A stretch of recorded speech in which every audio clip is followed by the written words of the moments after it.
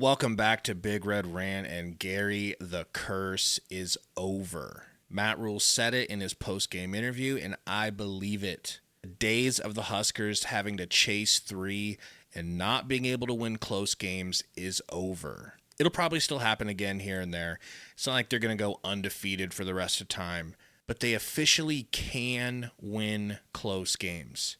Might I remind people how well Cincinnati is doing after we beat them in a 3-point game as well? And the thing is, Nebraska could not have done it without the poise and resolve of Dylan Raiola, who was not phased at all after throwing 3 bad interceptions. Even with the miscues, Gary, and this could trigger a lot of people when I say this, Dylan Raiola is officially elite. He ain't nothing but a homer. Next thing I'll tell you is that we're improving. Don't you dare, dude. Yeah, a lot of people are going to have a hard time with that word elite. But when you look at what separate every quarterback those picks, the highest level, the Mannings, the Bradys, now the Jacksons, Allens, and Mahomes, there's multiple picks a game. The difference between the elite guys and the really bad quarterbacks is whether or not they're able to overcome not just the picks, not just the turnovers. Like I said, those are going to happen. You know, you can be really conservative and not pass the ball at all and not throw interceptions and pound your chest and say you're efficient. But he's throwing, upper 20s to 40 passes a game. And that was his worst game as far as interceptions goes. But he had 3 interceptions and he only had like 6 or 7 incompletions. So I mean, he's still efficient. The one we're recording this early enough, we don't know exactly the one interception if receiver ran the wrong route or not. But even at that 2 interceptions, your quarterback can't throw 2 picks a game. But the faith that the coaching staff has in him to not bat an eye. I know half the fan base is chanting Latif, and some were celebrating when he got dinged up, thinking Latif is going in. But there's a reason why some guys start, some guys are backups, some guys are third string, some guys are walk ons, some guys are on practice squads. There's levels to everything for a reason. And not always the best guy is the starter, but we've seen enough and we've seen this team under his leadership turn enough of a corner and traject in the right direction that it is what it is. To me, you have to, and no one has to. Obviously, you have your opinions, that's fine, but you have to pick a side on, is this team better and this quarterback the guy that's making them better, the engine, so to speak, that's making this team better. And I just don't like the way it look. It doesn't look the way I want it to look. And that's where these opinions are coming from. Or you look at a box score, you look at game film, or you watch a game live and you see every reason in the world that most guys would, and a lot of the so-called elite or high-rated quarterbacks in college football fold in those types of situations. And we've seen multiple games now when times get tough, self-inflicted wounds, some by himself, some by his teammates that he can't control. Nothing seems to phase the dude. Even when he tweaked his knee or whatever it was, the lower body deal, and then the hit or whatever, I think we all kind of thought that was it for him for a while at least. I mean, maybe it was fortunate it was right before the half so that he had time to get a little bit of treatment and figure out what was wrong and get back at it. But I mean, even none of that faded him, whether it's the pressure. And you look back to last year, he was putting up elite numbers and looked elite the first few weeks of the season. And then we ran into Illinois, who went man and blitzed the shit out of him. And all of a sudden, it's like, there it is. That's the kryptonite. That's what's going to do him in. And teams tried doing that through the rest of the year, started to adapt to it. Teams have tried doing it all season this year. And it's a thing that he wasn't good at last year that he seems to thrive in now. Maryland rolled in here the number 1 pass rush in the Big Ten and came away with 1 sack, and it was on the last play of the first half when they're obviously trying to have a play where he's going to need to be in the pocket a little longer so they could get the ball off the other side of the 50 and hopefully get in field goal range.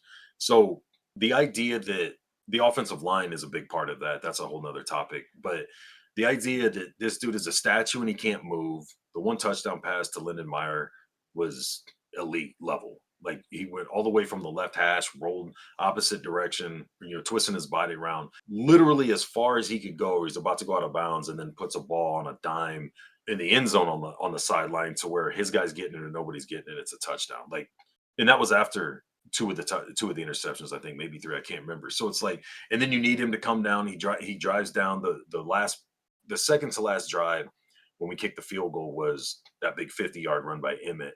But knowing when you kick the field goal, all right, man, we're selling out that we're going to get a touchdown on the last drive of the game for us.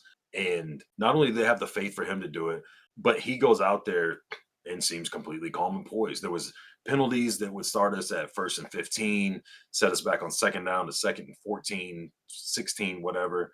Didn't matter. Calm, delivered. He tripped himself on the one, still throws a dime to Hunter as he's falling down. Like situationally, it's just laughable. Like I just honestly laughed, or I just stopped. Like, okay, I'm not going to debate with a person. When you look at this dude situationally and say he's not good enough, we need a guy that's an explosive, dynamic runner. Would it be nice if he had that? Absolutely. It'd be nice if he was 100 pounds heavier, solid muscle, and ran a 2 140.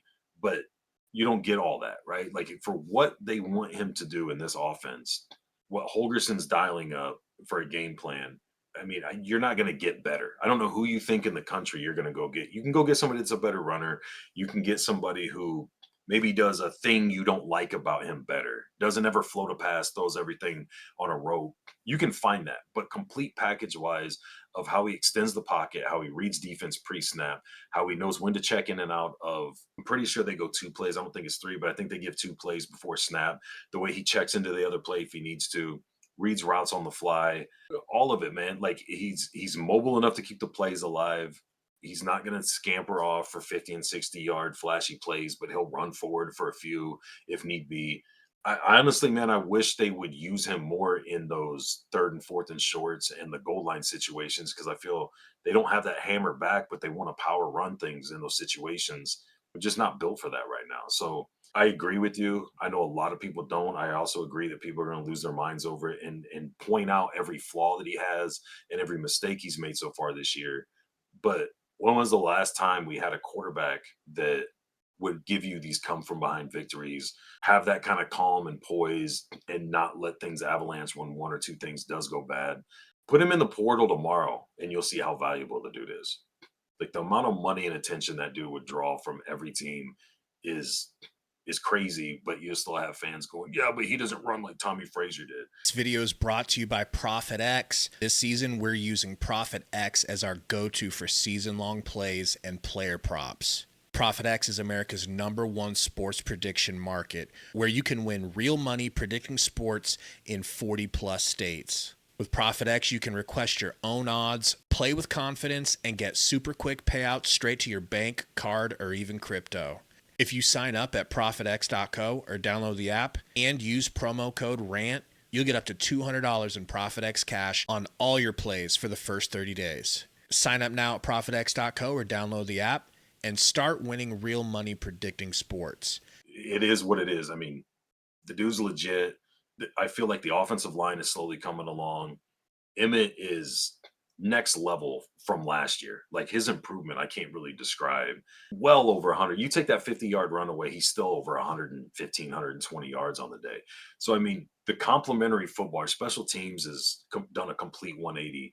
The defense is very good in areas and very soft and has things to work on in other areas, but they step up when the offense kind of lets them down. You know, look at Michigan State. Like the complementary football this team's playing, I feel like as they get over these hurdles and get better, the doubters and the haters are going to see how good Raiola is when he's not trying to compensate for other things or he's not having to develop a new skill like scrambling or dealing with the pressure to the level he had to this year from last year. That jump he had to make because we don't have an elite line. We don't have a Michigan or Ohio State offensive line.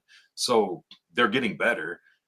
That'll piss a lot of people off too, but they're definitely getting better. But there's just not to the point where he can do what he's built or designed to do, and that's just sit in the pocket and pick defenses apart. But he's developed that scrambling, that extend the play, throw on the run, throw off balance, throw with guys in his face in a dirty pocket.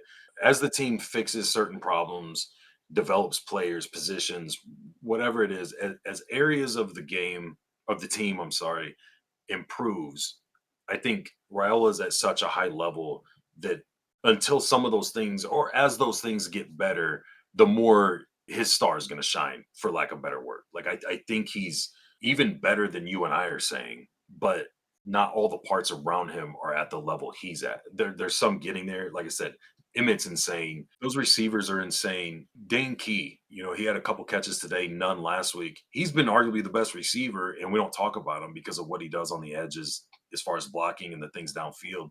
It's just there's so much improvement it's not done. A lot of these people who want Matt Rule to be Signetti and want in Nebraska to be Indiana, they're the same people that were mad 2 years ago when Colorado was beating the brakes off Nebraska because Jeff Sims couldn't field a snap, saying we should have got Dion. Nobody's saying that now.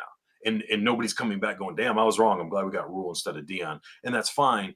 But it's going to be the same thing with Raiola. As this team keeps improving, because there's no reason to think it won't. It has been as this team keeps improving, if and when the team overall, but Raiola is able to get to that level where it's undeniable, no one's going to come back and go, "Oh man, I was really wrong when I thought." So like and as far as that goes, it is what it is. As far as you saying like it's going to make people mad, yeah, it will, and that's fine. But the proof's there, man. I mean, we haven't had a quarterback that we could have confidence in to be down one or two scores at a certain point of it, two scores at a certain point of the game, and be like, we're all right, we're still in this, there's still time, or have the faith to go, yeah, take the field goal. It's fine if we're down four. We're gonna score with this dude on our last drive of the game.